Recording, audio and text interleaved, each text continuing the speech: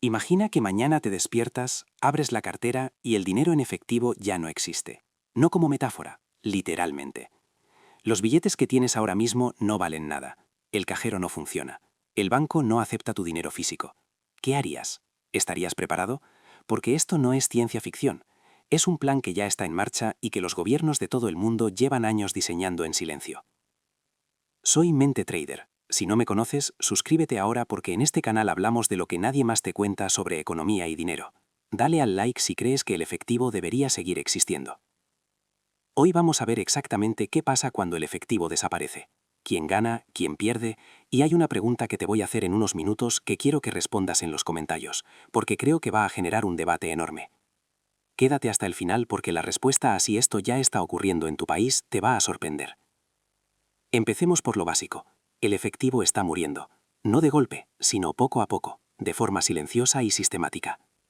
En Suecia, el 90% de las transacciones ya son digitales. En China hay zonas enteras donde si no tienes el móvil no puedes comprar ni un café.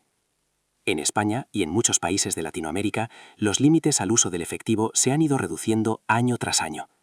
En España, por ejemplo, el límite para pagar en efectivo entre empresas y particulares está en 1.000 euros. En México se penaliza fiscalmente a quien no emite factura digital. En Argentina, con toda la hiperinflación que han vivido, el efectivo ha perdido tanto valor que la gente directamente ha optado por el dólar físico o las criptomonedas como refugio. Y esto no es casualidad. Hay una narrativa global que empuja hacia un mundo sin efectivo. La pregunta es, ¿a quién beneficia realmente? Porque cuando los gobiernos y los bancos centrales hablan de eliminar el efectivo, siempre usan los mismos argumentos. El efectivo financia el crimen organizado. El efectivo permite la evasión fiscal. El efectivo es ineficiente, sucio, caro de gestionar. Todo eso es verdad, en parte, pero hay otra parte de la historia que no te cuentan, y esa parte es la que importa. Para entender lo que viene, necesitas entender qué es exactamente el dinero, no lo que te enseñaron en el colegio, lo real. El dinero tiene 3 funciones. Es un medio de intercambio, es decir, sirve para comprar cosas. Es una unidad de cuenta, es decir, mide el valor de las cosas. Y es un depósito de valor, es decir, en teoría, el dinero que guardas hoy debería poder comprar cosas similares en el futuro.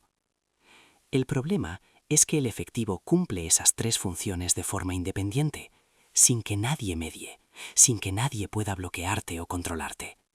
Cuando le das a alguien un billete de 20 euros, esa transacción ocurre entre vosotros dos y nadie más.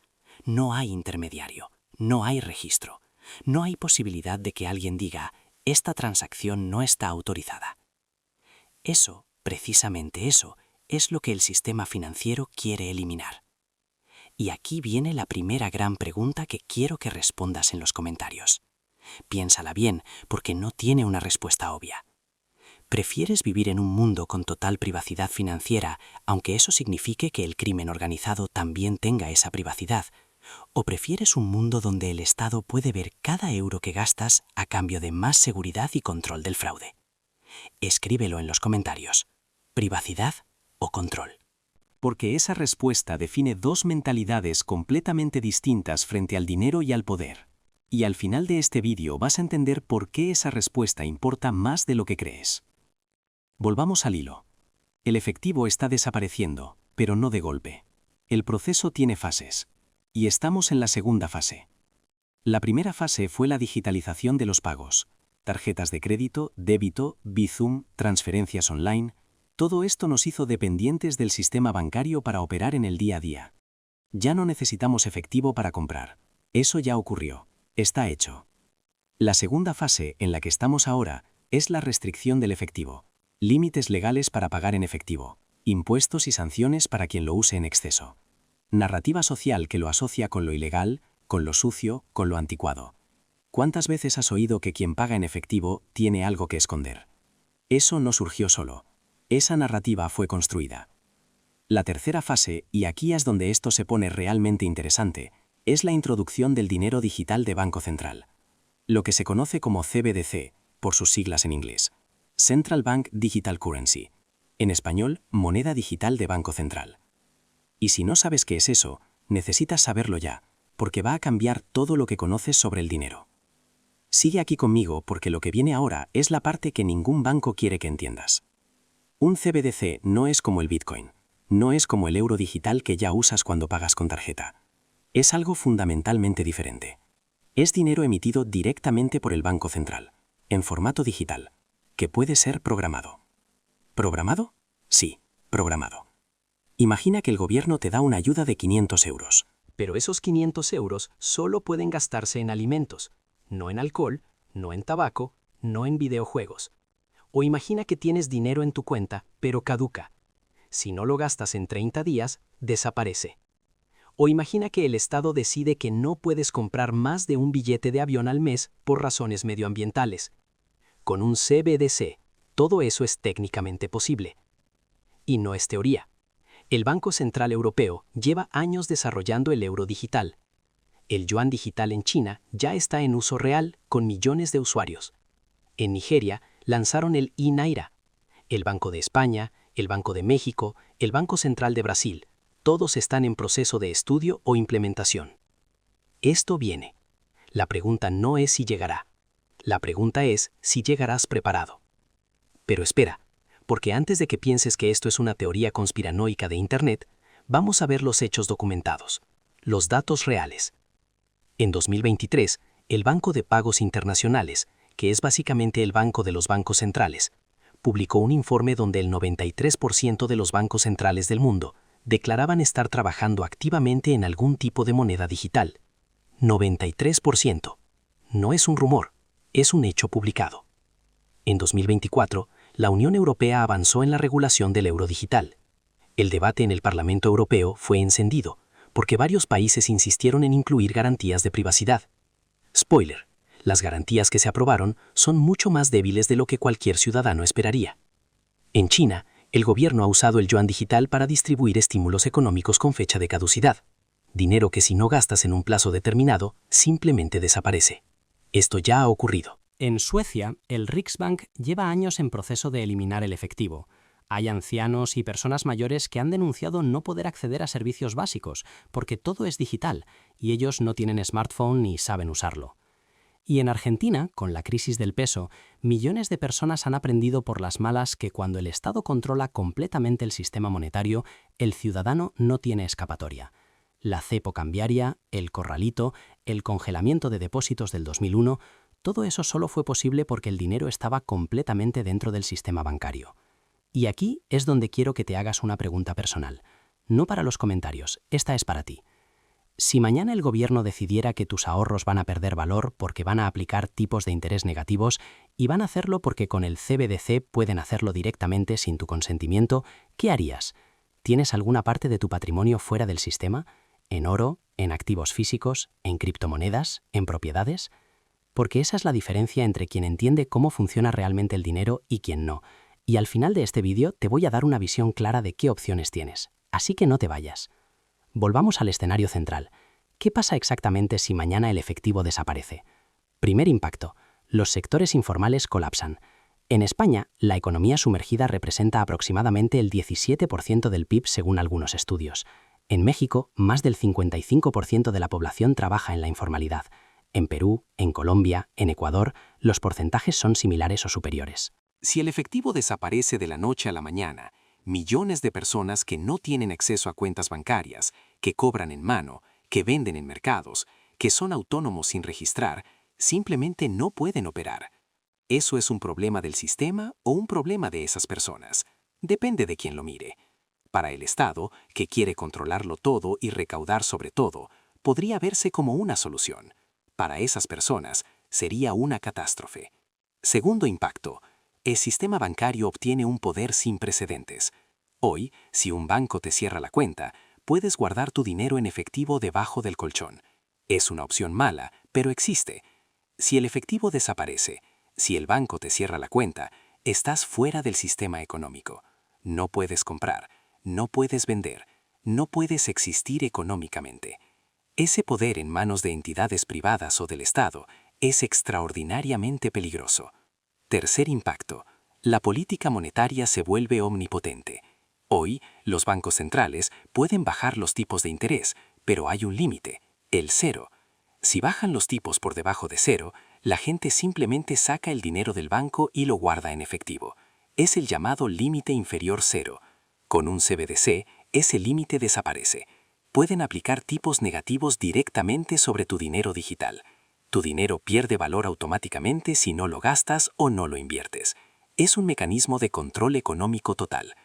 No te vayas todavía, porque lo que viene ahora responde a la pregunta que más me hacen en este canal y que todavía no hemos cerrado.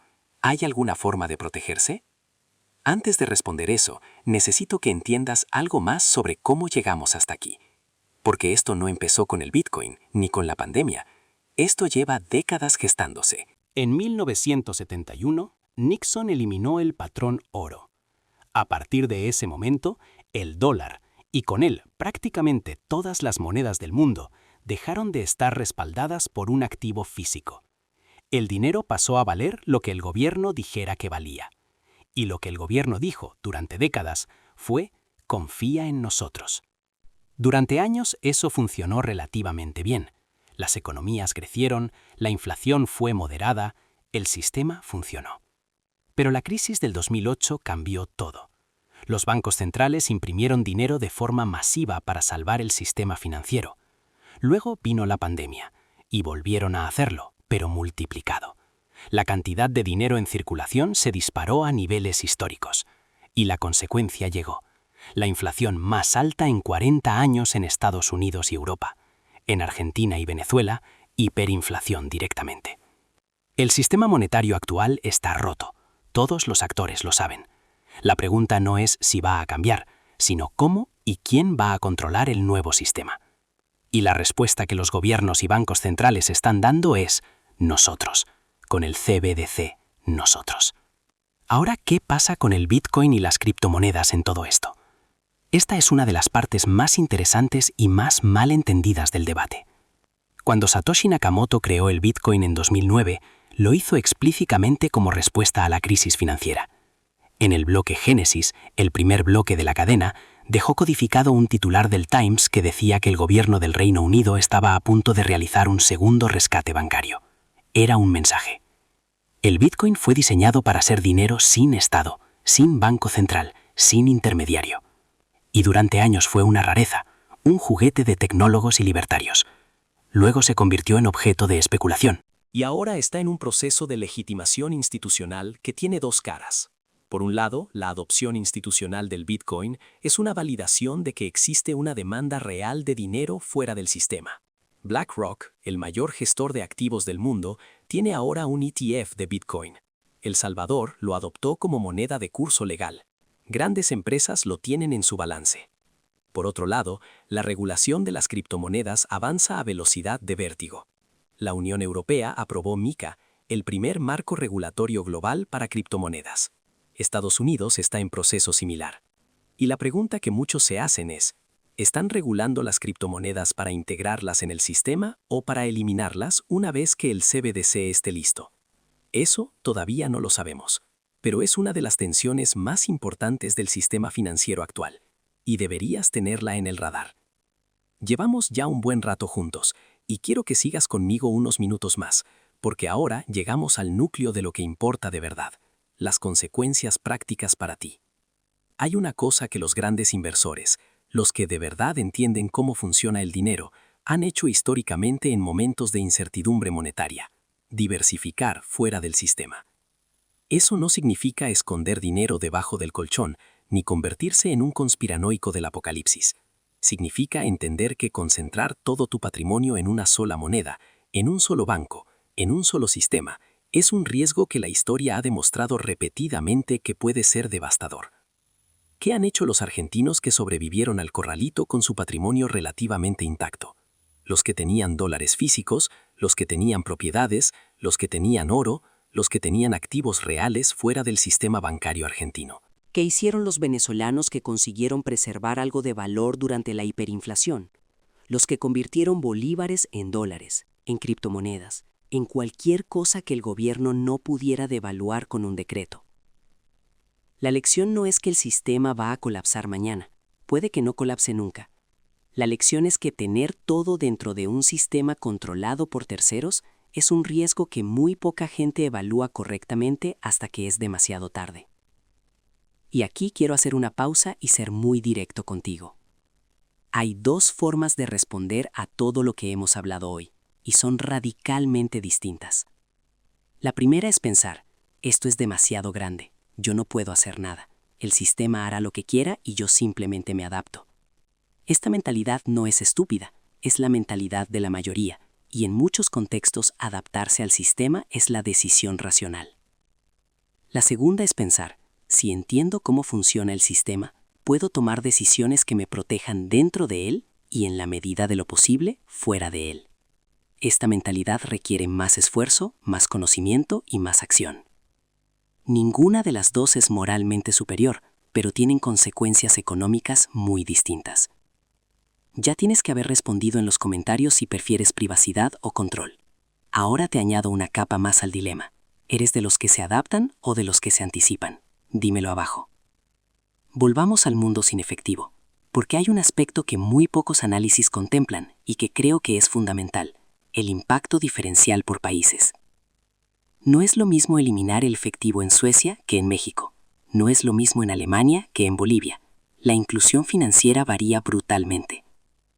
En la Unión Europea, más del 95% de los adultos tiene cuenta bancaria. La infraestructura digital es robusta. La transición a un mundo sin efectivo sería traumática para algunos sectores, pero técnicamente viable. En México, según datos del Banco Mundial, aproximadamente el 49% de los adultos tiene cuenta bancaria. En Guatemala, menos del 35%. En Haití, menos del 30%. Si en esos países el efectivo desaparece mañana, no es una transición, es una exclusión masiva de decenas de millones de personas del sistema económico. Y esto genera una paradoja enorme. Los gobiernos dicen que el mundo sin efectivo va a ser más justo, más transparente, más eficiente.